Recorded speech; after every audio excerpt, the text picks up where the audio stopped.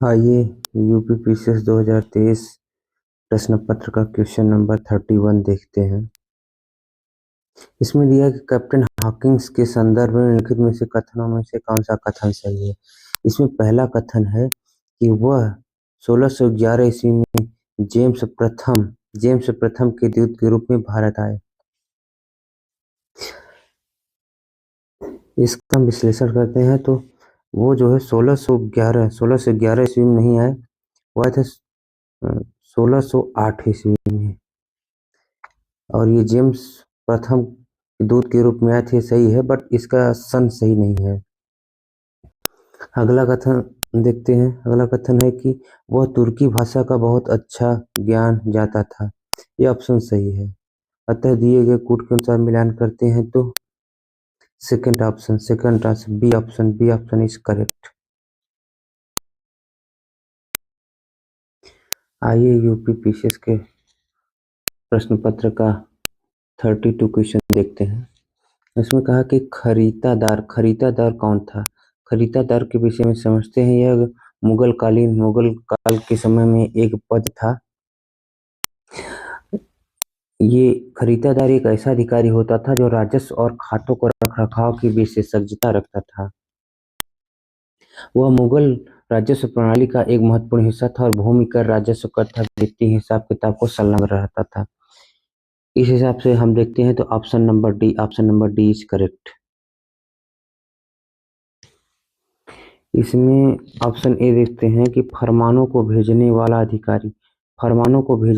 अधिकारी को जो है क्या उस समय जो है मुंशी या क्या कहता जाता था, दफ्तर अधिकारी।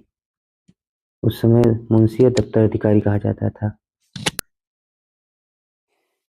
इसका अगला ऑप्शन बी देखते हैं तो शाही महल का प्रधान संरक्षक को दरोगा ए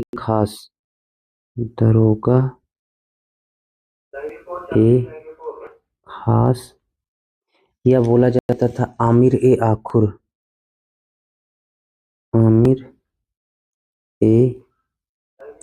आखुर कहा जाता था।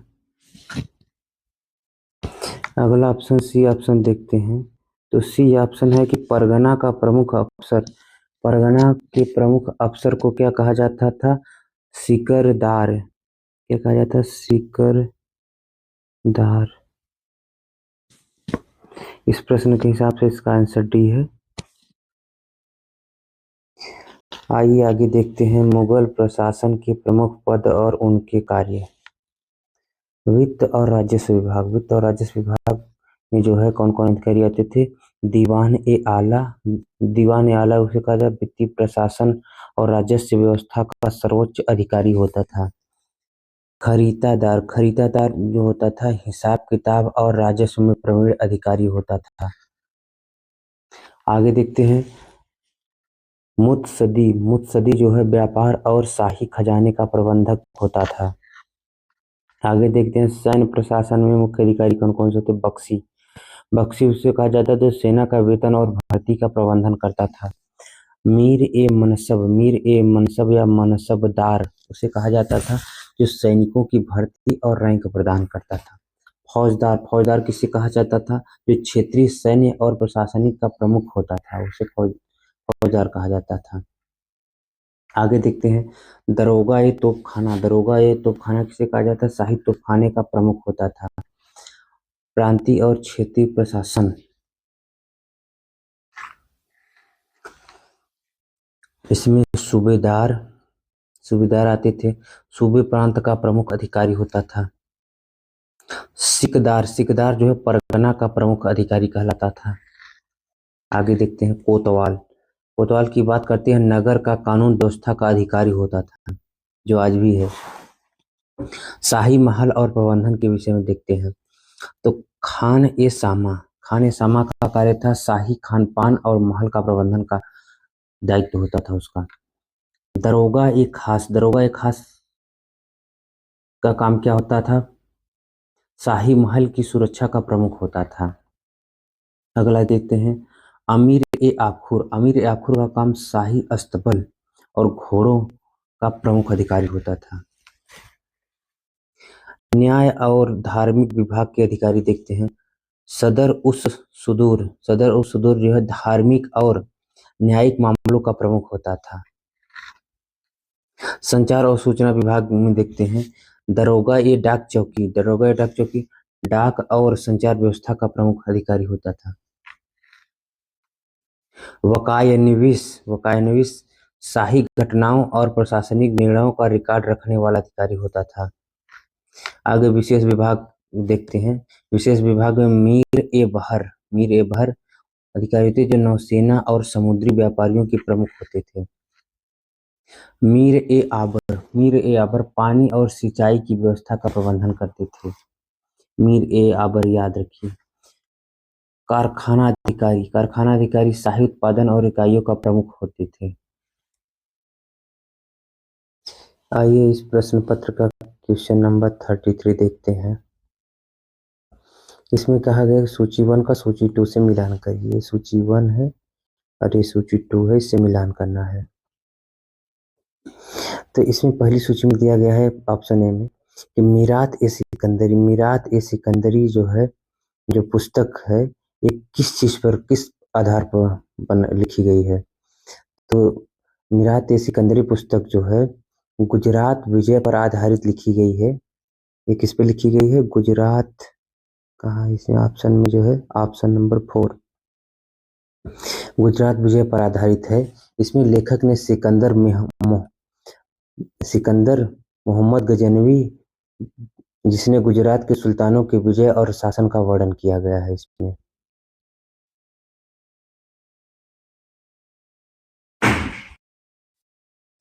अगला ऑप्शन देखते हैं, ऑप्शन बी बुरहान ए मासिर जो है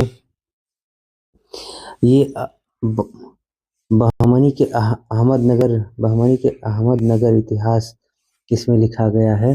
इसमें जो बहमनी साम्राज्य की राजनीतिक और सांस्कृतिक गतिविधियों का वर्णन किया गया है इस पुस्तक में। तो बी का ऑप्शन जो है दूसरा होगा।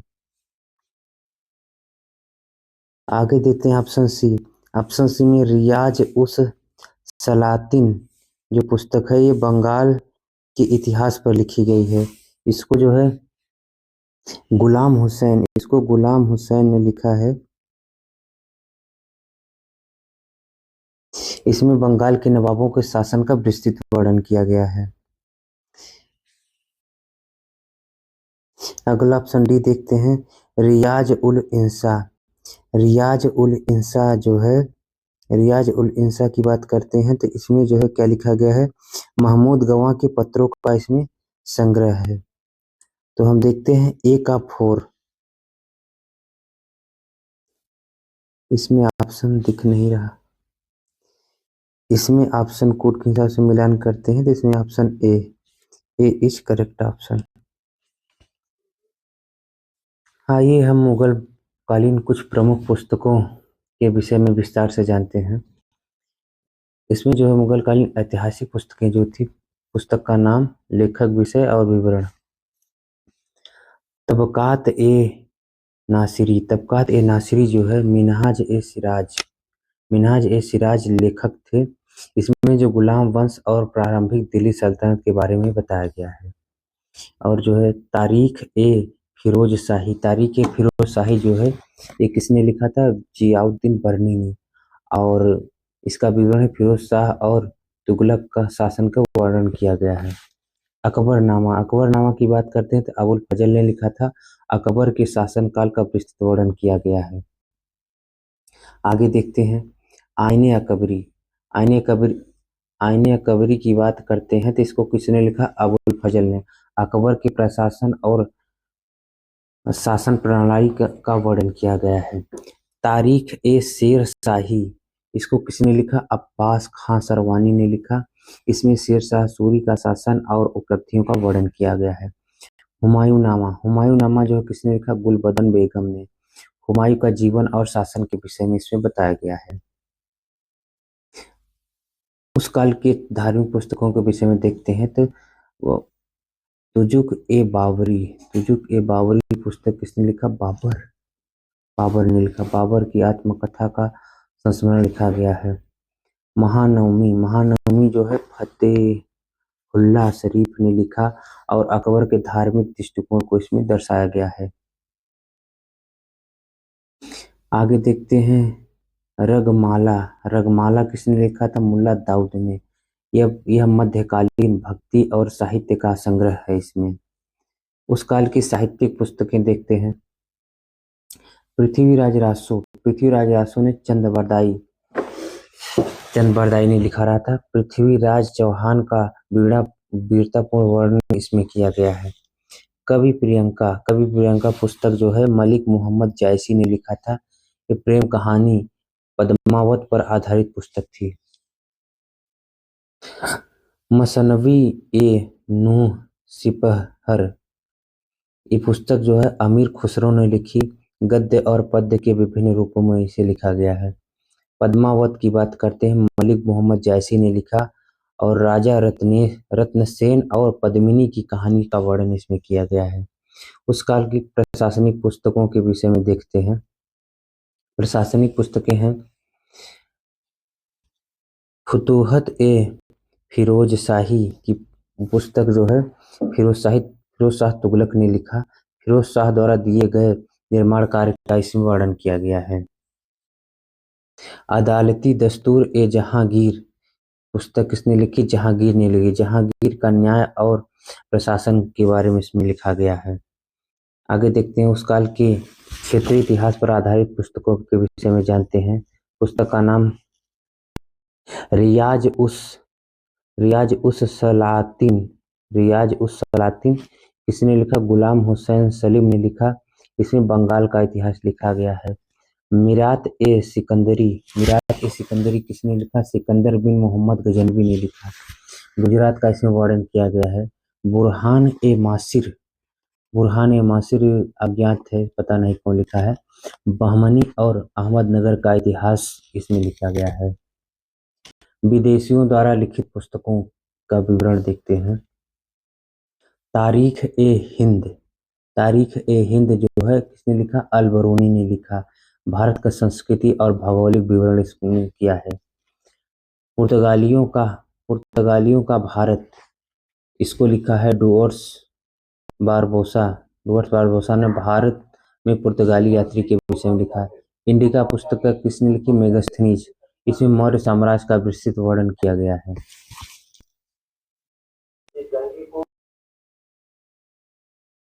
आइए इस प्रश्न पत्र का अगला क्वेश्चन देखते हैं। Question number 34। इसमें कह रहा है निम्नलिखित में से कौन सा सुमेलित नहीं है? इसमें है इल्तुतमिश रजिया के पिता, ये सही है। रजिया के पिता इल्तुतमिश दिल्ली सल्तनत का सुल्तान था और रजिया सुल्तान उसकी पुत्री थी। जो दिल्ली सल्तनत की जो है रजिया सुल्तान पहली महिला थी।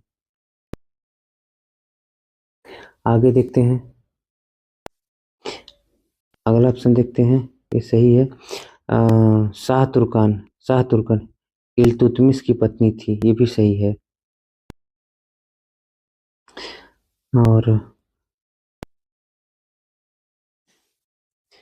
हमीदा बानो बेगम अलाउद्दीन खिलजी की पत्नी, ये गलत है। हमीदा बानो बेगम जो है अकबर की माता थी। अतः C option is correct. Gulbadan Begum जो है बाबर की पुत्री थी, ये सही है। बाबर की पुत्री, इसने क्या लिखा था? हुमायूं। आइए आज देखते हैं यूपीपीसीएस 2023 प्रश्न पत्र का क्वेश्चन नंबर 35। इसमें दिया गया निम्नलिखित में से पेशवाओं के शासन काल पर विचार कीजिए तथा उन्हें कालानुक्रम में व्यवस्थित कीजिए। इसमें पहला दिया गया है तो बालाजी विश्वनाथ का कार्यकाल जो है 1713 ईस्वी से 1720 ईस्वी तक था। बाजीराव, इनके विषय में जानते हैं। बालाजी विश्वनाथ के विषय में, इन्होंने मराठा साम्राज्य को संगठित किया और मुगलों से बातचीत के जरिए मराठा साम्राज्य को जो है मजबूत किया था। अगला देते हैं बाजीराव प्रथम के विषय में जानते थे। इनका कार्य जो है 1720 ईस्वी से 1740 ईस्वी तक रहा। ये जो है बालाजी विश्वनाथ के जो है पुत्र थे। इन्होंने मराठा इतिहास का सबसे प्रभावशाली पेशवा माना जाता है। उनके नेतृत्व में मराठा साम्राज्य ने उत्तर भारत में अपना प्रभुत्व जमाया था। अगला देखते हैं नारायण नारायण राव। नारायण राव जो है 1772 से 1773 तक जो है शासन किया था। ये पेशवा माधवराव के छोटे भाई थे। अच्छा, माधवराव का जो है कार्यकाल था 1761 से 1772। तो ऑप्शन के हिसाब से मिलान करते हैं तो पहला दूसरा, उसके बाद आएगा, उसके बाद पहला दूसरा के बाद आएगा चौथा, पहला दूसरा उसके बाद चौथा तब तीसरा। D option is correct. इस प्रश्न पत्र का अगला क्वेश्चन देते हैं, क्वेश्चन नंबर 36। निम्नलिखित में से कश्मीर के किस शासक ने जजिया कर और गौ हत्या को समाप्त किया था? उत्तर होगा सी, जैनुल आबिदीन। इनके विषय में जानते हैं। जैनुल आबिदीन जो थे, इन्होंने जजिया कर को समाप्त किया था और गैर मुस्लिम पर लगने वाला कर को समाप्त किया। गौ हत्या पर प्रतिबंध लगा, जो धार्मिक सहिष्णुता का क्या था, प्रतीक था। अतः ऑप्शन जो है सी इज करेक्ट।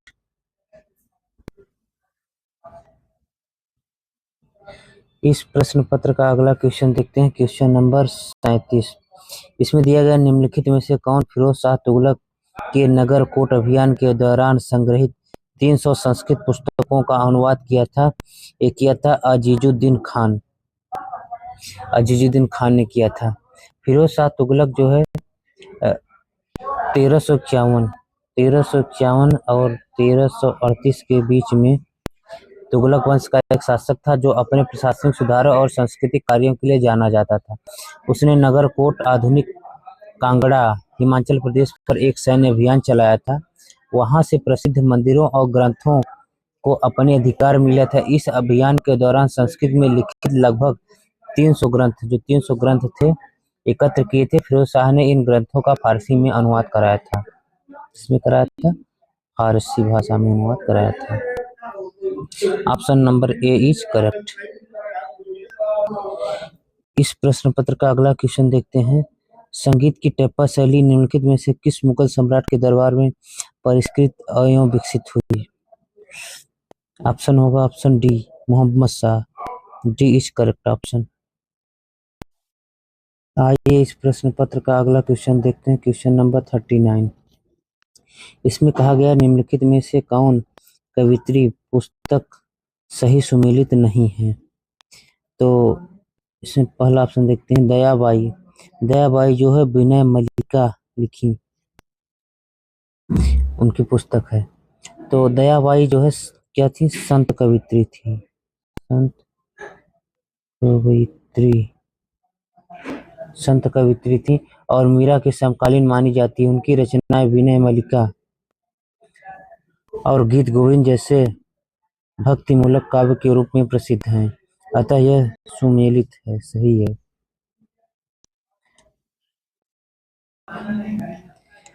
अगला ऑप्शन देखते हैं बी, सहजोबाई। सहजोबाई जो सहज प्रकाश पुस्तक लिखी। सहजोबाई जो है संत कबीर की जो है शिष्या मानी जाती थी, अनुयायी मानी जाती थी। संत कबीर की अनुयायी थी और संत चरण दास की जो है चरण दास की शिष्या मानी जाती थी और सहज प्रकाश नामक ग्रंथ इन्होंने लिखा था। अतः यह सुमेर सही है।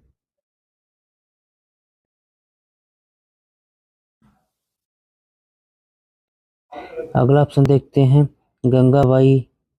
गंगाबाई गणेश देव लीला पुस्तक लिखी। ये जो है सुमेलित नहीं है। डी वाला ऑप्शन देते हैं, सोन कुमारी ने स्वर्णबेला की कविता लिखी। ऑप्शन सही है। अतः सी ऑप्शन ये प्रश्न के अनुसार सही है, जो सुमेलित नहीं है। इस प्रश्न पत्र का अगला क्वेश्चन देखते हैं, क्वेश्चन नंबर 40। निम्नलिखित में से कौन एक 1857 विद्रोह का स्थान विद्रोह के आरंभ का सही सुमेलित नहीं है? पहला ऑप्शन देखते हैं, बैरकपुर 29 मार्च 1857। ये जो है सही सुमेलित है। बैरकपुर की जो घटना है मंगल पांडे ने मंगल पांडे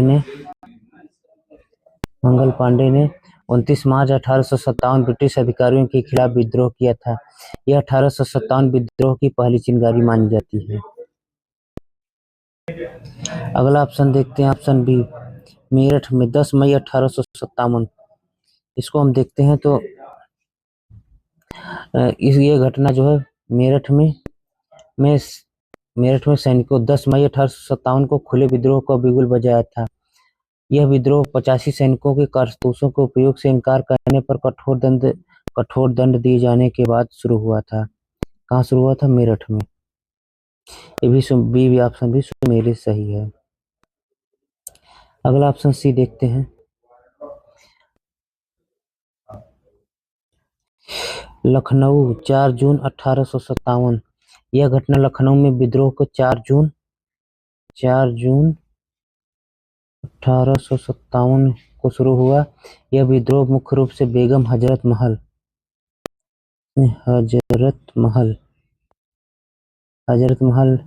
के नेतृत्व में हुआ। इसका अगला ऑप्शन देखते हैं, डी, झांसी जो है 11 मई 1857। ये जो है सुमेलित नहीं है, ये जो है 29 मार्च 1857 ईस्वी को शुरू किया गया था। अतः डी ऑप्शन इज करेक्ट। अगला क्वेश्चन देखते हैं, 1918, क्वेश्चन नंबर 41। 1918 के संयुक्त प्रांत किसान सभा का गठन निम्न में से किस नेता ने किया था? आंसर होगा बी, इंद्रनाथ द्विवेदी ने। B option is correct.